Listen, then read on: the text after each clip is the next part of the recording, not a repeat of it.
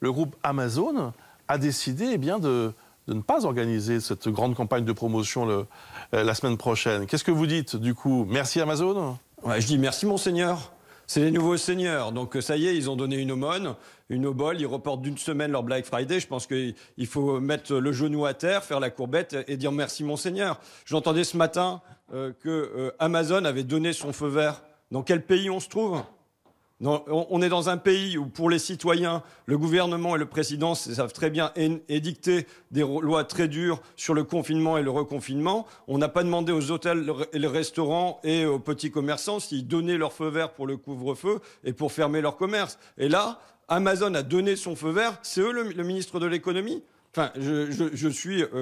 donc, évidemment, ça ne me suffit pas. Moi, je ne fais pas une fixette anti-Amazon. La seule chose que je demande, c'est que Amazon paye ses impôts en France. C'est qu'ils ne fassent pas évader leur chiffre d'affaires par le Luxembourg et le Delaware et qu'ils payent leurs impôts en France, ce qui les mette à égalité avec le vendeur de chaussures du coin de la rue qui, lui, a l'étrange idée, vous savez, c'est vraiment une idée étrange, mais de payer son impôt sur les sociétés et de payer sa TVA. Parce qu'en plus... Amazon, par le biais de ses revendeurs, échappe à 97% de la TVA. Donc bon, voilà, la seule chose qu'on demande à Amazon, c'est pas de plier ses gaules et de repartir en Amérique, c'est juste de payer ses impôts en France et de plus passer par le Luxembourg et le Delaware. Il me semble pas que ça soit une proposition hallucinante, quoi. Et à vrai dire, moi, j'en veux pas du tout au patron d'Amazon, j'en veux pas du tout à Jeff Bezos. S'ils trouvent le moyen d'échapper à payer leurs impôts, on comprend qu'ils le fassent. Ce que je comprends pas, c'est la complicité du gouvernement français avec ça, qui met pas le haut là, qui tape pas du poing sur la table et qui dit pas stop. Vous savez, j'ai demandé une chose au pied de mon sapin. Dans mes petits chaussons à Noël, ce sont des lois. Des lois qui, je le redis, mettent simplement Amazon à égalité avec le vendeur de chaussures du coin de la rue. Une loi de justice, une loi d'égalité, c'est tout. Qui sont les profiteurs de la crise, selon vous, d'ailleurs? Et qu'est-ce que vous demandez contre eux?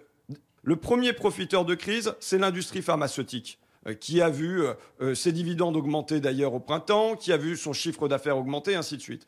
Le deuxième profiteur de crise, ce sont les assureurs. Pourquoi? Parce que grâce au confinement, il y a moins d'accidents de voiture, il y a moins d'accidents même domestiques et on peut chiffrer pour la baisse d'accidents de voiture à 1,5 milliard d'euros d'économies qui ont été effectuées. C'est d'autant plus indécent que les assureurs, ils auraient pu, par exemple, payer les commerçants fortement, et il y en a qui l'ont fait, des assureurs, hein, mais ils auraient pu payer beaucoup plus facilement les commerçants pour les dédommager de cette catastrophe naturelle. Ils ne l'ont pas fait, mais en plus, ils vont faire des bénéfices parce qu'il y a eu moins d'accidents de voiture. Deuxième profiteur de crise. Troisième profiteur de crise, c'est la grande distribution, et notamment par les drives qui a vu son chiffre d'affaires augmenter.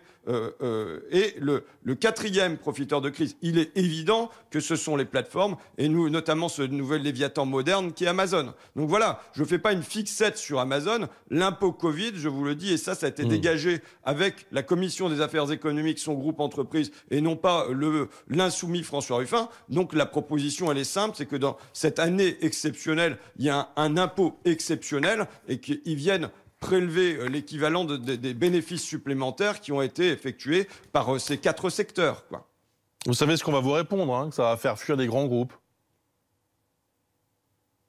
Oui, mais on est là dans un espèce de chantage permanent et non dit qui fait que il n'y aurait aucune mesure de justice fiscale qui soit possible, aucune mesure de justice sociale ou de relèvement des normes environnementales, parce que ça ferait fuir les grands groupes. Bon, vous savez, à un moment, ça a été la même réflexion qu'il y a eu au moment de la Révolution française. Mais si on fait les choses sur les aristocrates, ils vont partir. Eh bien, ils sont partis. D'accord? Eh bien... Aujourd'hui, je pense que le marché français est un marché qui est important pour les grands groupes, pour Amazon et compagnie. Les assureurs, ils continueront de rester ici. La grande distribution, elle continuera de rester ici. Sanofi est un groupe français. Donc voilà, on a quand même... on ne peut pas avoir en permanence peur d'agir dans le sens de ce qui apparaît quand même une évidence de justice pour tout le monde, parce que juste on va faire fuir les grands groupes.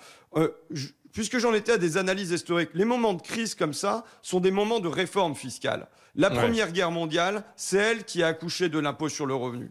La Deuxième Guerre mondiale aux États-Unis, c'est Roosevelt qui fait passer l'impôt sur le revenu à 90% et qui met des lois en place pour qu'il n'y ait pas de profiteurs de guerre aux États-Unis à cette époque-là. Donc évidemment, dans des moments, on nous dit qu'on est en guerre, donc dans ce temps-là, il faut des mesures de justice exceptionnelles. Je le dis, c'est pas seulement sur le plan financier avec les milliards qu'on va récupérer, mais si sur le plan moral, comment accepter moralement qu'on ait des bénéfices qui soient engrangés par ce temps de Covid, quand on va voir les victimes de guerre, il faut les nommer aussi. Ce sont évidemment les malades et les soignants, mais c'est le million de pauvres supplémentaires qu'on va avoir, et c'est dans les entreprises, les hôtels, restaurants, les cafés qui ont fermé dans la durée, quoi.